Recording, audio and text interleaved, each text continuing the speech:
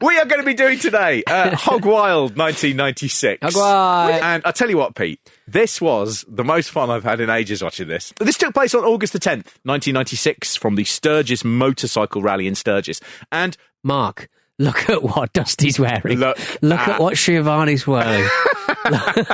Dusty was wearing a pair of cut-off jean shorts. He's then got proper pink pig legs and some baby shit coloured cowboy boots halfway up his shins. He's also wearing a proper I'm a 1980s gay leather biker hat on. Yeah. And he is happy with this look. It's absolutely made up, Mark. He could not be happier. Oh, You've got dear. Tony Schiavone, who he's wearing motorcycle sort of, biker gear, but he looks like when a woman in a 1980s episode of Cagney and Lacey dresses as a biker to infiltrate a biker gang. Yeah. And it's so unconvincing. And then you've got Heenan, and he's wearing just black leather trousers with a leather sort of suit jacket that he's got. It's just, I read up on it, apparently there was no consistent, none of the people who turned up to do bikery stuff, they just got their shit together themselves, basically. Gotcha. And they turned up, so there wasn't really like central kind of like makeup or clothing. And hence Dusty Rhodes turns up looking like an Ann Geddes baby. It's his little rope belt he's got on. Pop him on a tiny Harley, and he's holding a big flower, and that's the front of the Ann Geddes calendar from 1996. Just amazing. He also reminded me of, in I Think You Should Leave, the first season, little Harley baby Jarvis. Harley Jarvis. Harley Jarvis, yeah, isn't he? He's really like that. This bit, he's so brilliant. But how on earth did he sort of go, this looks absolutely, this looks right. This looks right. You'd look at it and you go, I look like a massive baby, a massive soft baby. Tony Schiavone's got fake tattoo on. It's just so shit. I had a feeling he's actually had his hair straightened at the back as well to give it a bit of make it a bit of a mullet, it's heavy. such a bad look. But the thing about Schiavone is that he's not even doing it with his tongue in cheek, really. And like American older men get away with wearing a lot of like really bad clothes, and nobody goes, "What are you doing? You've let yourself go on. You're 23." Like, like Schiavone, his denim shirt, his t-shirt, leather cap, mullet, like fake tattoo. Like he's trying his very, very best to be in with the bikers, and look at him. There's one bit where he slips, and the whole thing is a big advert, a free advert for the Sturgis Motorcycle Rally in the Black Hills of Dakota. It's so funny how, watching this show, they mention it so often. I'm really confident about saying what this is, where it is. It works in that respect. Yeah. But at one point, Tony Schiavone is doing just a big puff piece for it, just going, it's the most incredible gathering of motorcyclists from all over America in the Black Hills here. And he just says at one point, a lot of odd people. Like that, and it's like, that's bubbling under the surface with all of this. Is I think they've gone there and they've gone, it'll be fine. It's like Glastonbury but engines. Yeah. And they've gone there and they've gone, these people are off their face on MCAT. Everything is really, really frightening. And only Tony Schiavone lets that bubble out. Yeah. Hi, I'm Horty, the horny man, the horniest man in Sturgis. You're going to see us live, WCW Saturday night, PPVs. It's called Hog Wild, this one as well. Hogs. Okay. Now I love all hogs. I love the pig. Yeah. I love the bikes. Yes. I love the man's penis. Hogs. Can't get enough. It's called a hog because the Harley Davidson, they used to have a racing team in the 20s. Right. And their mascot was a little piggy. A little piggy. Oh, okay. And that used to be carried around when people won. They would lift up the mascot, who was a little pig. So they called it Hogs. Hogs. That's why this is called Hog Wild. And even after a 3-hour advert for basically Harley and for the Sturgis Rally, which is primarily a Harley convention, WCW got panicked and they thought, I think we might get sued by Harley Davidson for calling it Hog Wild. So they changed the name next year to Road Wild. Oh, did they? So right. they did this fucking big advert for them, sucking And up, they going, can't this is the greatest thing on earth. And even then, they're just like, oh no, oh no. We might get in trouble for this. Oh, well, such do you want to hear the start of the show really makes me laugh because please. Some of the motorcycle sounds that they've superimposed on top of the titles is just fucking hilarious. New to the mix this year, World Championship Wrestling arrived, proving that this annual event will truly be Hog Wild. So there's a lot of people on motorbikes and stuff. And then this farty little exhaust. Listen to it. Cutting out. It's so poor. No revving, just we couldn't get a Harley, but what we have got is a small fishing boat that's not been used for 2 years that we're gonna do. Dusty's old dinghy. This is worth saying, Pete. The motorcycles are the thing that ruins this show the most. Yes. It is just appalling. Stupid. The noise of it. Yeah. I hate motorcycles. I can't stand.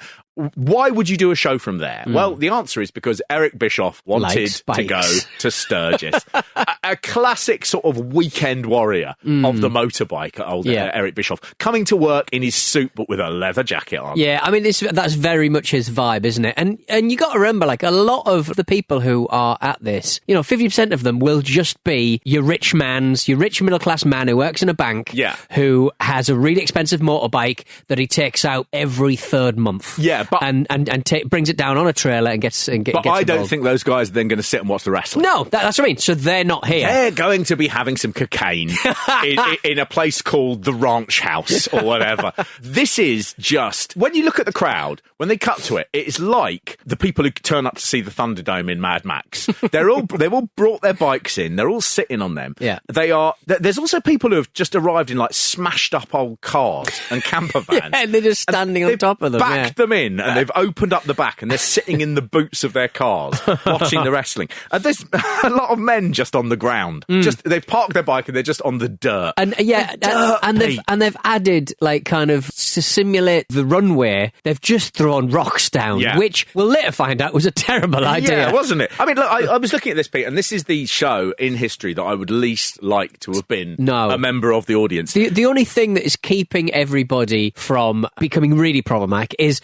just mass consumption of carbon monoxide, because everyone is revving their engines, damping everyone down, everyone feels a bit sleepy and drunk. There's no lead free at this point, and certainly not in a Harley. It is just, you are basically sticking your head into like an incinerator, and just being able to half make out wrestlers in front of you. I mean, there are kids there, Pete.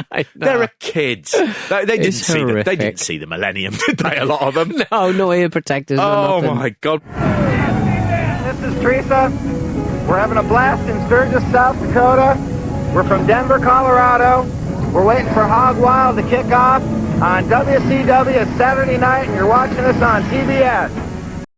Well, the other thing about this is, because it was this decision of Eric Bischoff to go, why don't we all go to the thing everyone dreams of going to, the Sturgis Motorcycle Rally. That's like no wrestling child who is watching this to see Hulk Hogan, to see Diesel, to see everybody. No. They don't give a shit about motorbike get-togethers. Like, men in the crowd in their 60s who are showing each other like Polaroids of fucking dead bodies.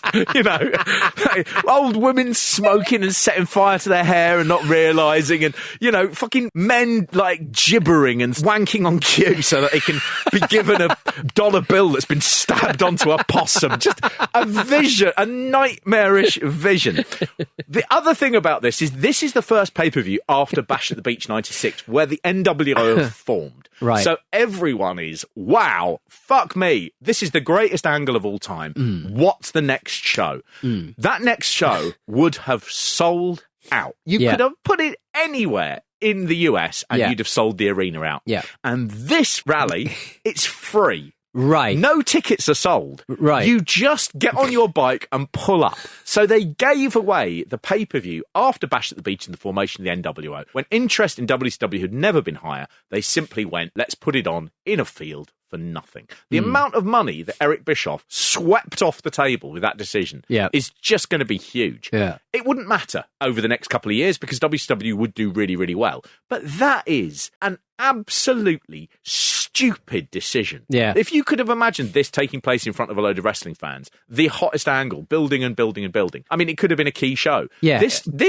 you just had your biggest success ever And then you're like, well, let's drive this into the dirt. Well, that's what I mean. The show is so bad for them not being a wrestling crowd. And they've just got no interest in it. No. They've got no interest. They got interest in some things. They've got interest in one particular match and two particular men who are in it. Yeah, they've got what I would call an unhealthy and unsavoury interest in people who aren't white. Yes. And on the poster for this event, and again, it's another thing about how shit WCW could be.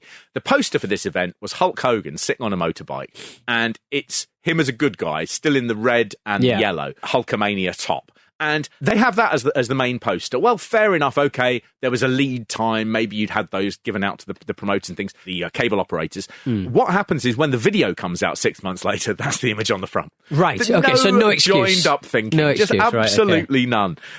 Less than an hour from an icon of democracy, which is Mount Rushmore, they say. And again, I don't know where that is. No. And it's kind of like the distance from that. I think it's too far away to mention. If you know what I mean? An hour. Yeah, I totally agree with that. They also say it is known simply as Sturgis. That's the name of the town. Yes, that's all. Pinner is known simply as blocks. Pinner. Yeah, exactly. 3 blocks of road. That's all you get. They have these guys, and all of the footage that's sort of like, let's get a flavour of it. It's just these horrible, grizzled old bikers just staring, sort of speed ravaged at the camera. It's so horrible. 250,000 bikers are jammed into this small town. Jammed in. It's so horrible. And they show a little shot of Sting on his bike without his makeup on, and then the next shot you can definitely see a load of people wearing World War II era German army helmets. Less helpful. Oh, it really is. I mean, you always get the feeling with American biking that the swastika is never that far away. No, it's like they would flip some flap up on their bike and it would be there. Yeah, and they'd always say, well, it ain't to do with the Nazis, and you're like, well, why have you got it then? It's well, it's because I'm full of hatred. And the bonding that took place on that trip, going out to Sturgis, because none of us had ever been there before. That's the other thing that was really cool about it. We'd all heard about it. We all heard all the crazy stories and, hot naked chicks on Harleys driving through town and, blowjob contests on the bus at the Buffalo Chip campground. And, you hear about all this crazy, like Mardi Gras on steroids kind of stuff. And you have this, image of what it's going to be like. The point I was making is that, these are casual wrestling fans at best. They're only going to know the big stars by and large. And then the way they identify who to boo and who to cheer is, who's the white American, I'm going to cheer him. And I don't know. But if I understand why you would say that. And I'm not saying you're wrong. I'm not stupid. I mean, I understand people are flawed, but he has no interest in defending anything on this card apart from the good people of the Harley Davidson Hog Wild fucking show. He loves the biking people, and if anybody suggests that they could possibly be racist, he gets quite upset. And he makes that point that, a lot of them would be, just middle class men and women with, big old hogs. But his also big point was that he drove from the Mall of America driving on a motorbike behind Medusa. Yeah. And he very much enjoyed looking at her arse. And that's his point. There must be so many women in wrestling who must have so many demonstrated examples of their bosses being nightmarish, right? Yeah. On celluloids, on tape. Yeah. And all we need to do is just get together and go, right, do you want to make £1 million right now, Medusa? It's right there. Fucking grab it. Grab it. I mean, look, I'm very good friends with her husband, and he'd kill me to say this, but fucking arse. Medusa's fucking arse. Kill him.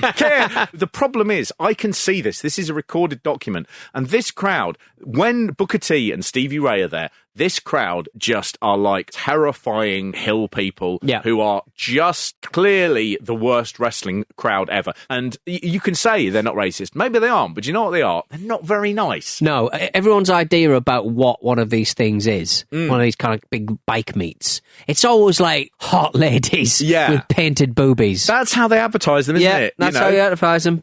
There's very much one woman they keep coming back to in the footage of this as well, where she's sort of dancing on a thing, and they've had to zoom in a long way. And it's a long. She's like she's sort of silhouetted by the sun. Yeah, everything else is just absolute rot to be there. Yeah. Everybody else is just like powdery teeth and. I mean, most proper biker Hells Angels guys. Yeah, they just deal speed, don't they? That's their big thing. They just love dealing speed. It's part of their culture.